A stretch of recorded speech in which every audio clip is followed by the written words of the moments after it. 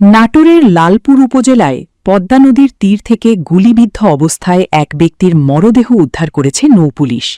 এ ঘটনায় এলাকায় চাঞ্চল্যের সৃষ্টি হয়েছে। নিহতের নাম শাহাবুল প্রামাণিক, বয়স ৪২ বছর। তিনি পাবনার ঈশ্বরদী উপজেলার সারা গোপালপুর গ্রামের বাসিন্দা এবং স্থানীয় একটি বালু পয়েন্টে কর্মরত ছিলেন। মঙ্গলবার সকালে লালপুর উপজেলার রাইটারচর এলাকায় পদ্মা নদীর পাড়ে একটি নৌকার উপর মরদেহটি দেখতে পান স্থানীয়রা। পরে তারা বিষয়টি পুলিশকে অবহিত করেন।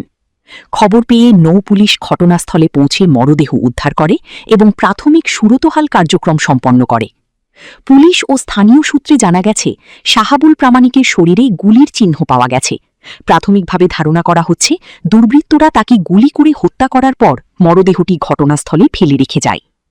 তবে কী কারণে এই হত্যাকাণ্ড সংঘটিত হয়েছে, কারা এর সঙ্গে জড়িত এবং ঘটনাটির পেছনে কোনো পূর্বশত্রুতা বা অন্য কোনো কারণ রয়েছে কিনা, সেসব বিষয়ে এখনও নিশ্চিতভাবে কিছু জানা যায়নি। আইনশৃঙ্খলা বাহিনী জানিয়েছে, ঘটনাটি গুরুত্বের সঙ্গে তদন্ত করা হচ্ছে। মরদেহ ময়না তদন্তের জন্য পাঠানো হবে এবং তদন্ত শেষে হত্যার প্রকৃত কারণ সম্পর্কে বিস্তারিত জানা যাবে। এদিকে নৃশংস এই হত্যাকাণ্ডের ঘটনায় স্থানীয়দের মধ্যে উদ্বেগ ও আতঙ্ক দেখা দিয়েছে। দ্রুত হত্যাকারীদের শনাক্ত ও আইনের আওতায় আনার দাবি জানিয়েছেন এলাকাবাসী।